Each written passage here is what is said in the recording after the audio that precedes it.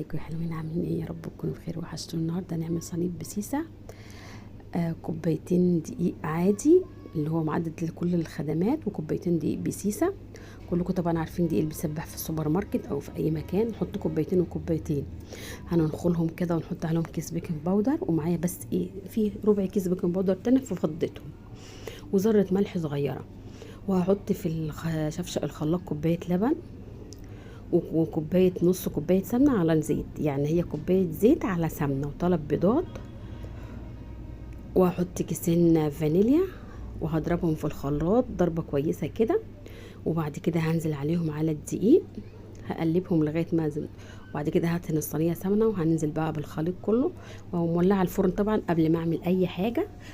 وهبتدي ادخلها الفرن، هتاخد معايا تلت ساعه بالظبط، مش هتكمل. النتيجه طبعا تحفه بجد، جربوا، هتلاقوها حلوه قوي ما شاء الله.